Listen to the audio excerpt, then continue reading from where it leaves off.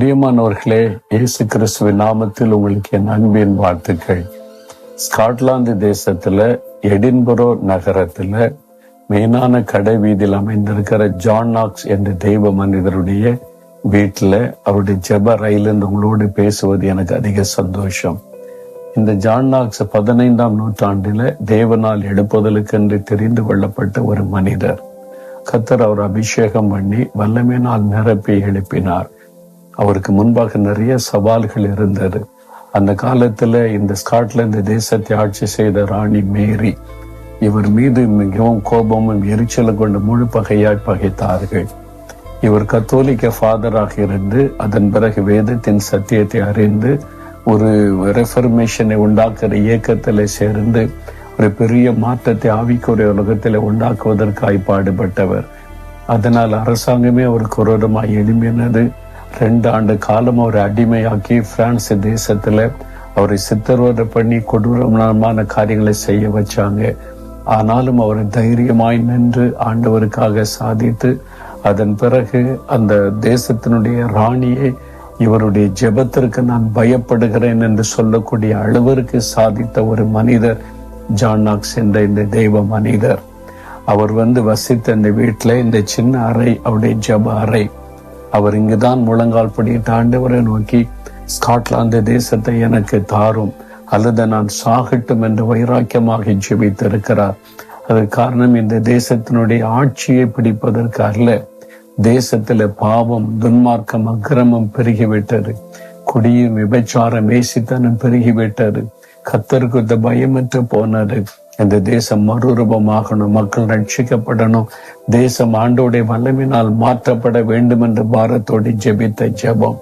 அந்த ஜெபத்தை கேட்டு தேவன் ஒரு மாபெரும் எழுப்புதலை அனுப்பினார். தேசமே மறுரூபமாக்கப்பட்டது.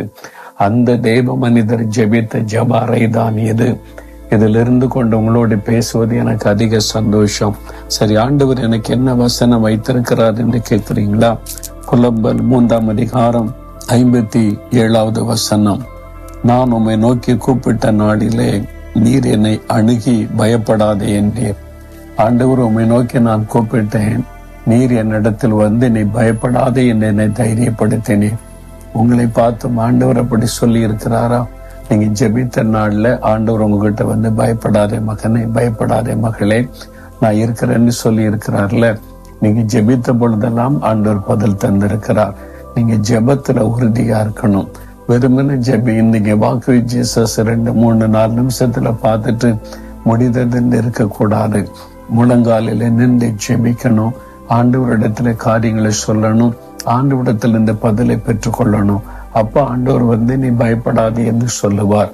அவர் பேசும் வரைக்கும் நீங்க ஜெபிக்க வேண்டும். இந்த ஜான் நாக்ஸ் ஒரு ஜெப வீரனாக இருந்தார். ராணியை எதிர்த்து சத்தியத்தை அவர் பேசினார். அதனால இந்த தேசத்தின் ராணி அவருக்கு விரோதமாக எத்தனை காரியம் செய்தாலும் ஜெபத்தினாலே அவர் சாதிக்கிறவராக இருந்தார். அதனால இந்த ராணியார் ஒரு முறை சொன்னாங்க, நீங்க எதுக்கு பயப்படுவீங்கன்னா, நான் எதுக்கும் பயப்பட மாட்டேன். ஐரோப்பாவின் அத்தனை ராணுவம் ஒன்று சேர்ந்து வந்தாலும் நான் பயப்பட மாட்டேன். ஆனால் இந்த ஜான் நாக்ஸுடைய முழங்காலுக்கு நான் பயப்படுகிறேன், அவருடைய ஜெபத்துக்கு நான் பயப்படுகிறேன்னு சொன்னாங்க. அந்த அளவிற்கு ஜான் நாக்ஸுடைய ஜெபம் வல்லமை உள்ளதாக இருந்தது. அந்த ஜெபத்திற்கு பதிலளிக்கிற தேவன் வல்லமை உள்ளவராய் இருந்தார். நீங்களும் முழங்கால நின்று ஜெபிக்கும் போது ஆண்டவர் நீ பயப்படாதே, நான் இருக்கிறேன் என்று பதில் தருவார். இன்னைக்கு ஜெபிக்கிறீங்களா? ஆண்டவருடைய பாதத்துல முழங்கால் படியிட்டு ஆண்டவரே உங்க காரியத்தை அவருக்கு தெரியப்படுத்தணும். அவருக்கு நீங்க சொல்லணும். சொல்றீங்களா? முழங்கால நின்று சொல்றீங்களா? உங்களுக்கு என்ன பிரச்சனை? குடும்ப பிரச்சனை, வேலையில பிரச்சனை, ஊழியத்துல பிரச்சனை, சரீரத்துல பிரச்சனை, வியாதி சுகம் வேணும், விடுதலை வேணும், ஆசீர்வாதம் வேணும், போராட்டத்துல ஜெயம் வேணும், எனக்கு விரோதமா எழும்புகிற மனிதர்கள ஜெயம் வேணும், எங்க பட்டணத்துல எழுப்புதல் வேணும், கிராமத்துல எழுப்புதல் வேணும், எங்க மாநிலத்துல எழுப்புதல் வேணும், தேசத்துல ஒரு மாற்றம் வரணும். ஜான் நாக்ஸ் மூலமா ஒரு எழுப்புதல் வந்ததை போல வரணும்னு விரும்புறீங்களா? அப்ப முழங்கால் நின்று ஜெபிக்கிறீங்களா? முழங்கால் பொடியிட்டு ஆண்டோடத்துல ஒரு நிமிடம் ஜெபம் பண்ணுங்க பார்க்கலாம். கருத்தா ஜெபம் பண்ணுங்க. நான் கர்த்தரை கூப்பிட்ட போது அவர் நீ பயப்படாதேன்னு சொன்னார். இப்ப ஆண்டவரை பார்த்து கூப்பிடுங்க.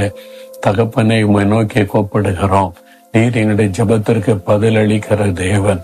எங்களுடைய கூப்பிடுதலின் சத்தத்தை கேட்டு வந்து நீ பயப்படாதே என்று ஆறுதல் படுத்துகிற தேவன்.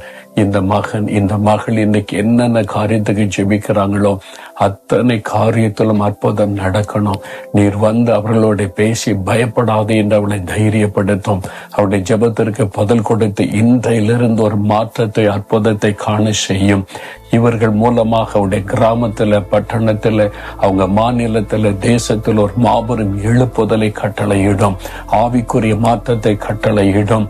ஜான் நாக்ஸ் காலத்தில் உண்டான எழுப்புதலை போல இந்த பிள்ளைகள் காலத்தில் ஒரு எழுப்புதலை உண்டாகி அதை கண்டு மகிழ்ந்துமை துதிக்க செய்யும். நீர் ஜெபத்தை கேட்டீர், பதில் தந்து விட்டீர், பயப்படாதே என்று சொல்லிவிட்டீர். நாங்கள் இதை விசுவாசிக்கிறோம். இயேசு கிறிஸ்துவின் நாமத்தில் ஆமேன், ஆமேன்.